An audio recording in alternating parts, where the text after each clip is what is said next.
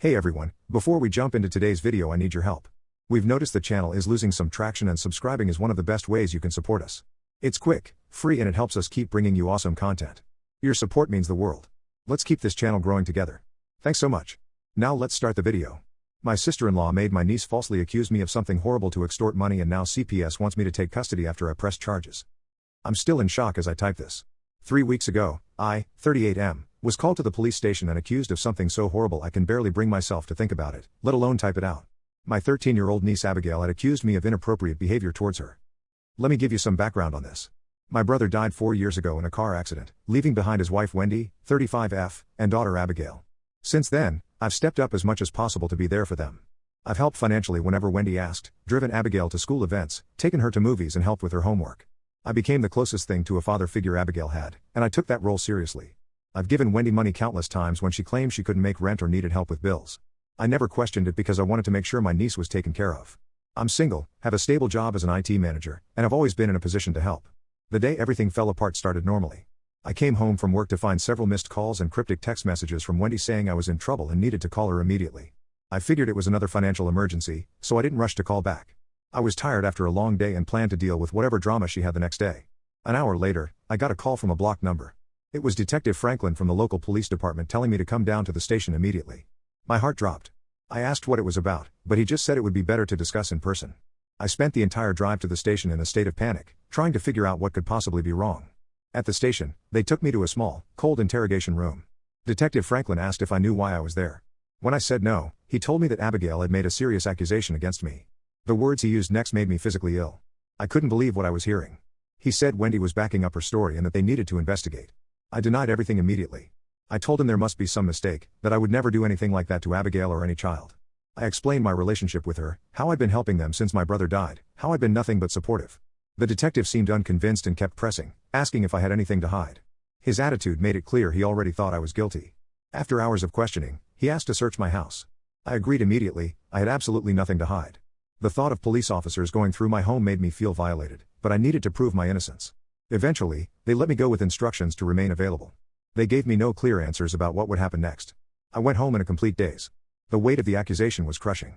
I could lose my job, my friends, my reputation, everything.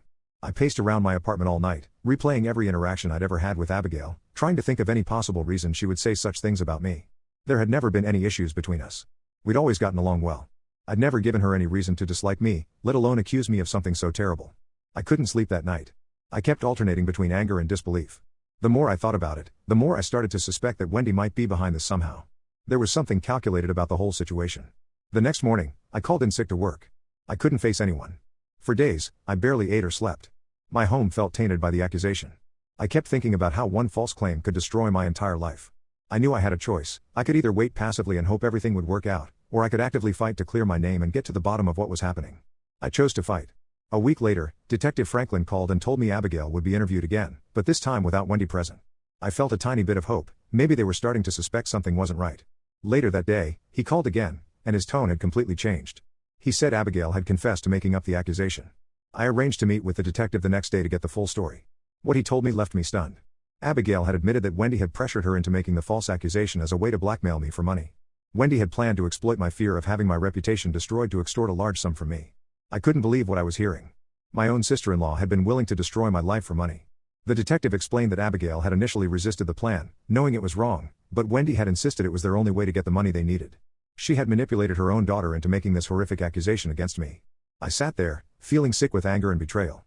All those times I had helped them, given them money, been there for them, and this was how Wendy repaid me. Detective Franklin asked if I had known Wendy was in such dire financial straits. I told him she had mentioned money problems before, but I had no idea she was desperate enough to do something like this. I couldn't comprehend how she could betray me like this, especially after everything I'd done for her and Abigail. I also struggled with my feelings toward Abigail. On one hand, I felt sympathy for her, she'd been manipulated by her mother. On the other hand, she had still gone along with the lie, and the accusation had nearly destroyed my life. The detective told me he would follow up with Wendy, but he couldn't guarantee any specific outcome due to the complexities of proving her involvement. I left the station feeling relieved but also angry and betrayed. I couldn't just let this go. I needed answers from Wendy herself. The next day, I drove to her house without calling first. My mind was racing with memories of all the times I'd helped her, all the money I'd given her, all the support I'd provided. I was furious. Wendy answered the door looking surprised but not frightened, which only made me angrier. I asked her why she did it. She tried to act casual at first, then switched to looking tired and put upon. She started making excuses about being desperate because of financial struggles as a single mother. She pointed out that I had money while she didn't. I cut her off and reminded her of what she had done. She had told her daughter to accuse me of something unforgivable. She looked away and said she didn't have a choice. She kept repeating that desperate people do desperate things. I was enraged by her justification. I reminded her of all the times I had helped them financially: groceries, clothes, school supplies, rent. She rolled her eyes and accused me of exaggerating my help, saying it wasn't enough. She admitted she thought scaring me would lead to more substantial long-term financial support. I was disgusted by her lack of remorse and her continued attempts to justify her actions. It was clear she didn't understand the severity of what she had done and the impact it had on both me and Abigail. She saw herself as the victim and felt entitled to my money. I told her I was done helping her and to never contact me again. I emphasized that she had proven she was willing to use her daughter as a pawn. Wendy protested, trying to guilt me by mentioning Abigail's needs and stability. I told her Abigail needed a mother who didn't use her as a weapon. Then I left, feeling a sense of release but also a deeper bitterness. The confrontation hadn't provided closure but had confirmed Wendy's true character. She didn't understand the damage she had caused and remained focused on her own perceived victimhood. After sleepless nights spent thinking about what had happened, I realized I couldn't let Wendy's actions go unpunished. I felt responsible for holding her accountable, both for myself and to prevent her from harming others. I also thought about Abigail and the need to show her that actions have consequences. I called Detective Franklin and told him I wanted to press charges. He warned me about the difficulties and emotional toll of pressing charges, including having to relive the trauma, but I was determined to see justice done. I provided a detailed statement to the police, went through financial records to show my history of helping Wendy, and described our confrontation. The process was draining, but I maintained my resolve. Wendy was arrested, and I experienced a mix of relief and unexpected sadness, recognizing the impact on my family.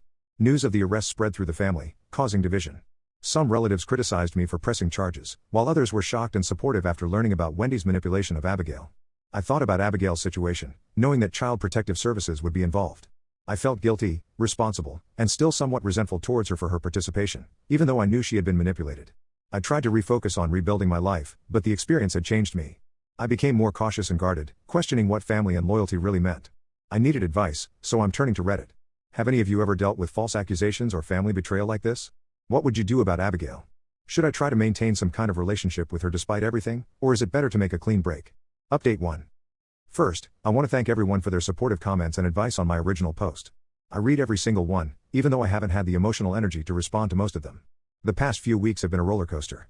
After pressing charges against Wendy, things moved surprisingly quickly. The police had substantial evidence, including Abigail's testimony about being coerced into making the false accusation. Wendy was charged with filing a false police report, witness tampering, and child endangerment. She's currently out on bail awaiting trial. The family is still divided. My parents are devastated and confused, trying to support both me and Wendy in different ways. Some of my cousins and aunts have taken Wendy's side, believing that I overreacted by pressing charges against a struggling single mother. Others have stood firmly with me, recognizing the seriousness of what she did. The family gatherings we used to have monthly have been indefinitely postponed. As for Abigail, CPS got involved immediately after Wendy's arrest. They conducted an investigation and determined that Abigail needed to be removed from Wendy's custody temporarily while the case proceeded. They reached out to other family members first. My parents are too elderly to take on the responsibility of a teenager. Wendy's parents live in another state and have health issues. Her sister has 4 kids of her own and barely enough space for them. I got a call from a CPS worker named Janet last week. She explained the situation and asked if I would consider taking temporary custody of Abigail. I nearly dropped the phone. After everything that happened, they wanted me to take in the girl who had accused me of something so horrible? I told Janet I needed time to think. I spent days agonizing over the decision. Despite everything, I still cared about Abigail. I remembered all the good times we had before this nightmare, helping her with science projects, taking her to the movies, celebrating her birthdays. I had been a constant in her life since my brother died. But I also couldn't forget the accusation, the days of terror wondering if my life was about to be destroyed, the betrayal I felt. Janet arranged a supervised visit at the CPS office. Walking in, I was nervous, unsure what to expect. Abigail looked smaller somehow, more guarded. She could barely make eye contact with me. I asked how she was doing, and she whispered an apology that seemed genuine but didn't erase everything that had happened. We talked awkwardly for about 30 minutes. She explained, with prompting from Janet, how her mother had manipulated her. Wendy had been telling Abigail for months that they were going to be homeless, that they couldn't afford food, that Abigail might have to change schools. She made it seem like I was hoarding money that should have been helping them. She convinced Abigail that a scary accusation would force me to give them enough money to solve all their problems. Abigail said she knew it was wrong but felt trapped. She was afraid of disappointing her mother and afraid of the consequences Wendy described if they didn't get more money. She cried when she talked about how guilty she felt afterward, especially when the police started questioning her without her mother present. That's when she broke down and told the truth. After the visit, I told Janet I couldn't take Abigail in. Despite understanding the circumstances better, I knew living with her would be a constant reminder of the trauma. I wasn't sure I could fully trust her, and that wouldn't be healthy for either of us. Janet understood and said Abigail would remain in foster care while they continued looking for a suitable placement. The next development caught me completely off guard.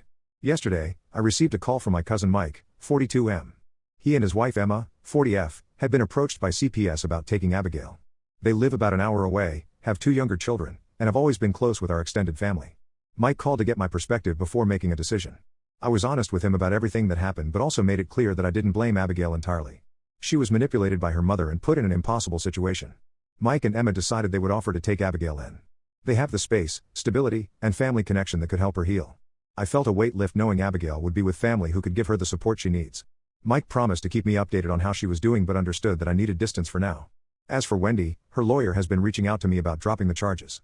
They've suggested that if I drop the charges, Wendy will agree to relinquish custody of Abigail temporarily and seek therapy. I haven't responded yet. Part of me wants to see her face real consequences for what she did. Another part wonders if agreeing to this arrangement might be better for Abigail in the long run. The hardest part of all this has been realizing that my relationship with Abigail may never be the same. Before all this, I saw myself as the uncle who would help her through college, attend her graduation, maybe even walk her down the aisle someday since her father couldn't. Now, I'm not sure what role, if any, I'll have in her future. I'm meeting with my lawyer tomorrow to discuss my options regarding Wendy's proposal. I'll update again when there are new developments. Again, thank you all for your support during this nightmare. Update 2. It's been 2 months since my last update, and a lot has happened. After consulting with my lawyer about Wendy's proposal to drop the charges, I decided to proceed with the case. My lawyer advised that there was strong evidence against her, and dropping the charges might send the wrong message about the seriousness of false accusations. The decision turned out to be the right one. During the investigation, something unexpected came to light. The detectives discovered this wasn't the first time Wendy had tried something like this.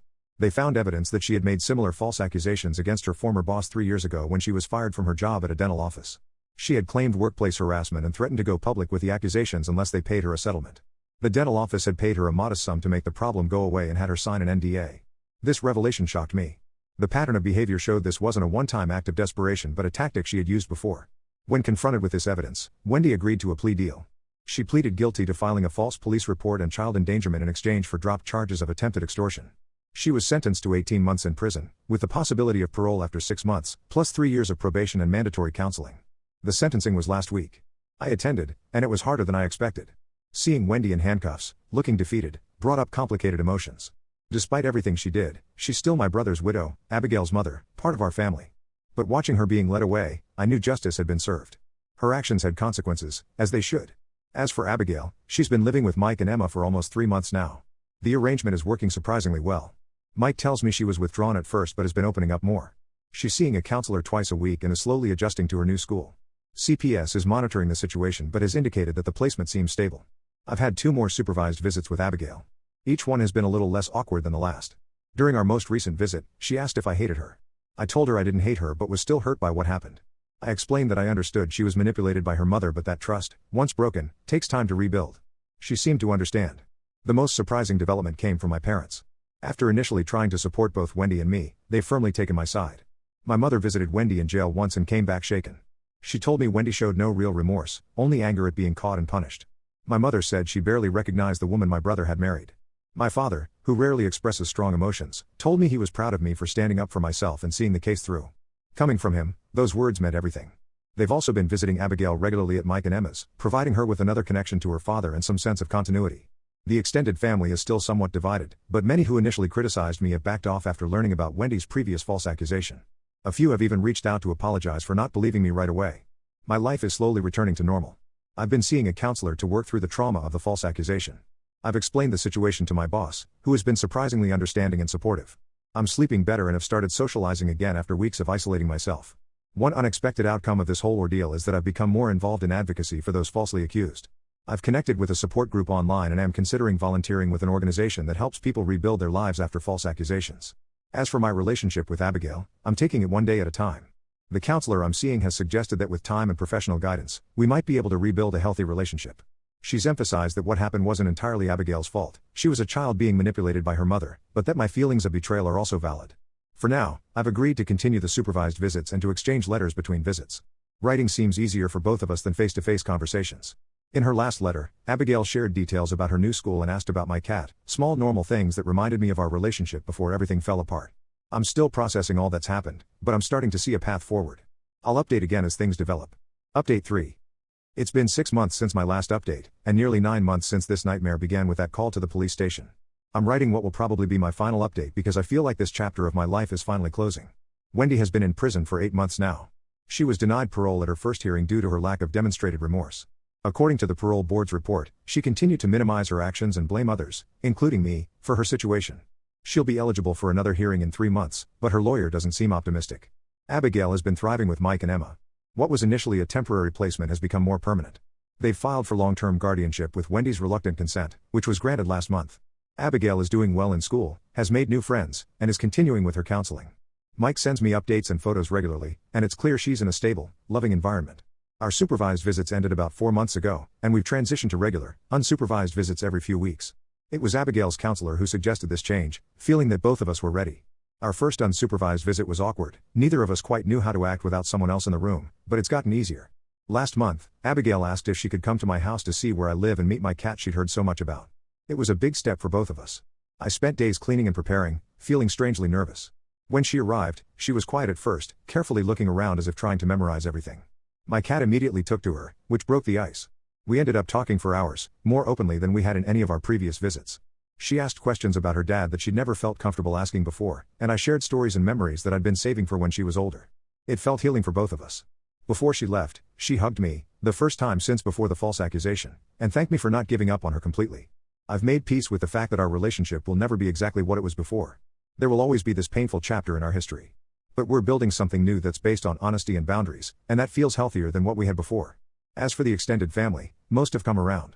The initial division has largely healed, especially as more details about Wendy's manipulation came to light during the trial. There are still a few relatives who keep their distance from me, but I've accepted that I can't control how others perceive the situation. My parents have been my rocks through all of this. They've supported my decisions while also maintaining a relationship with Abigail, providing her with stability and family connection when she needs it most. They've helped me see that family isn't just about blood or obligation, it's about trust, respect, and healthy boundaries. I've continued my involvement with the support group for those falsely accused. The experience has been incredibly validating, connecting with others who understand the unique trauma of having your character attacked with lies.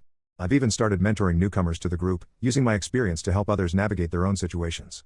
Looking back on everything that's happened, I still feel anger toward Wendy for what she did, but the intensity has faded.